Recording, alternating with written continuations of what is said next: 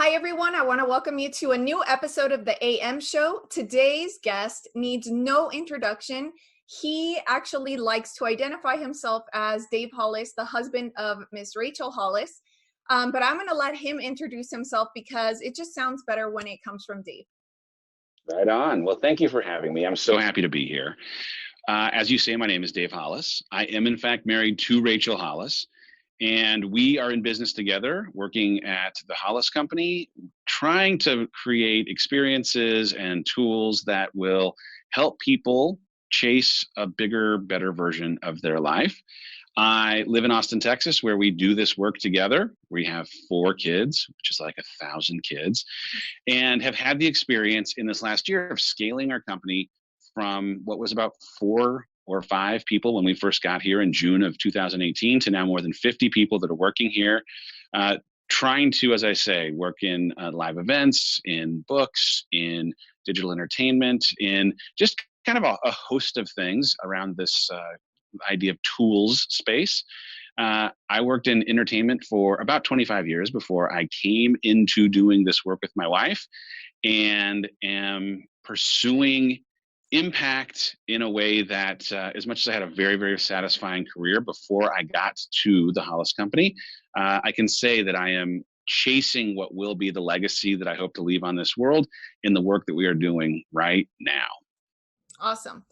Okay, so for those of you who don't know who Rachel Hollis and Dave Hollis are, you need to go find their company, thehollisco.com, and find out a little bit more about them to put our entire interview into context. So I kind of want to start by talking about community. That is something that maybe that both you and Rachel have done really, really well. Maybe it was Rachel who started off by herself in the beginning, since you, as we know, had a job working with Disney.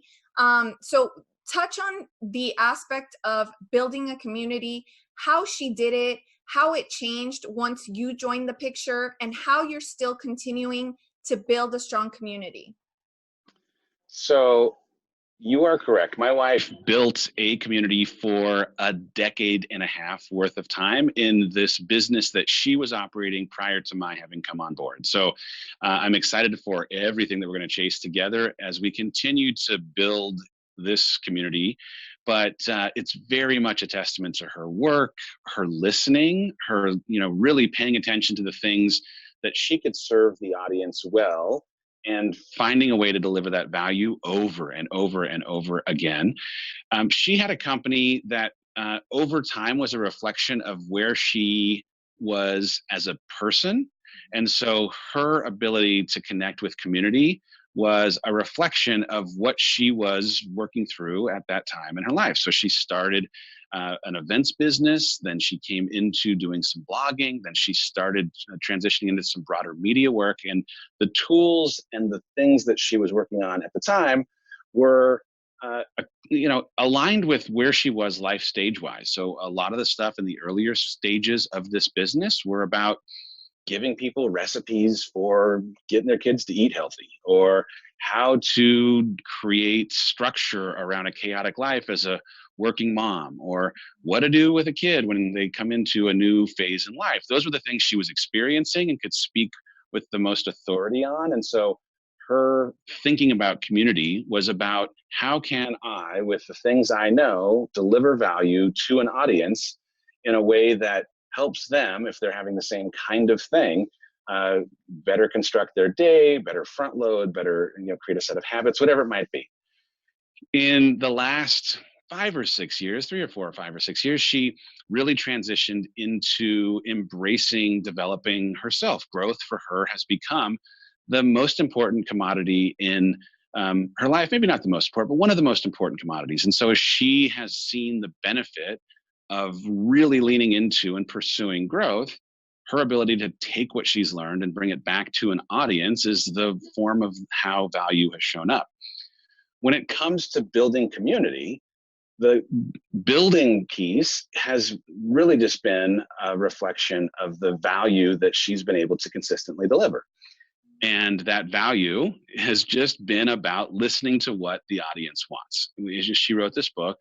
It was the 5th book that she wrote in Girl Wash Your Face, but Girl Wash Your Face had the success that it did in part because she had spent as much time in community with this audience, hearing over and over the things that they were most consistently struggling with or working through when it came to stress and anxiety, when it came to the opinions of other people, when it came to how to process grief, when it came to any of the things. And so she wrote her perspective on the ways that these themes that the audience had represented had gotten in her way in her life. And because of it having been a reflection of their needs, it connected with them because it was her listening to and delivering value against the things that they were representing they needed help with the most. And so when it comes to building a community, whether it was how she approached it in the last 15 years or how we're approaching it now, it really comes back to listening to what the audience wants and finding ways to give value 10 times over before you ask someone to transact with you. Free value. We have podcasts and morning live streams and social posts and Facebook groups and all of these different ways that this community can interact with each other without having to spend $1, in a way that has us focusing, hopefully, on an every single day basis, how we can, and having heard something that they need, afford them value to solve a problem that will help them make their life better. Fantastic. So do you ever feel like you're being repetitive with your content? I mean, do you ever feel like, gosh, how am I going to come up with something new? Or do you find that repeating, similar topics is more beneficial because people need to hear that same message over and over before it resonates?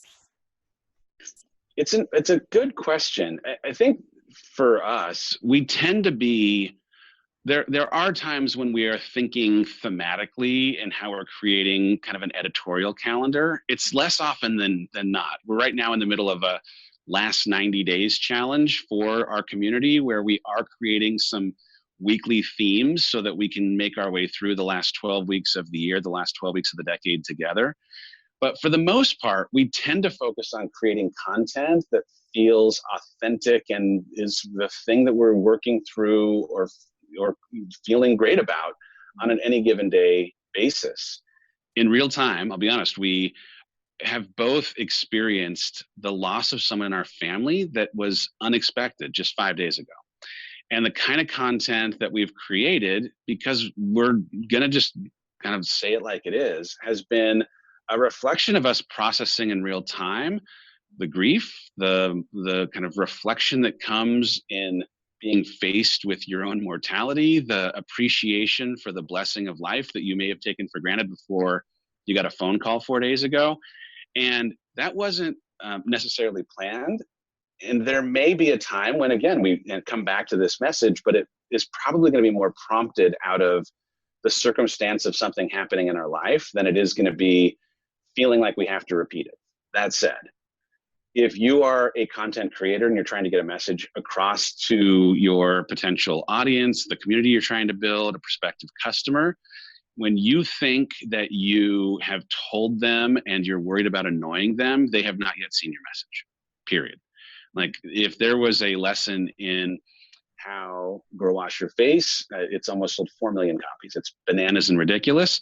We talk about that book all the time. And there are inevitably always people who have not seen or have not bought or have not had an experience. Now, we're not beating them over the head with a message of buy this book. We're finding ways to take the value in the book and present it in a way that helps satisfy some of the need that the audience might have in a way that also leaves some breadcrumbs if they're interested in additional information to transact in, buying a book at the store. Or frankly, we tell people all the time, like, you want to listen to some free episodes? We've put some free episodes on the podcast. You want to listen to this book for free?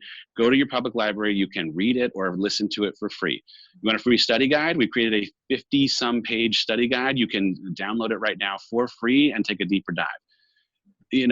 A lot of times the things that have been most successful for us have required repeating the message, but because we're repackaging the message in ways that are always focused on value delivery, it doesn't feel like hitting them over the head with a call to action over and over. It's more, oh, wow, you found a different way to make a thing that is valuable valuable to me again, or if it's the first time that you're hearing it, maybe valuable for the first time because the form that you delivered it in previously was not met in a way that had it serving a need of the audience.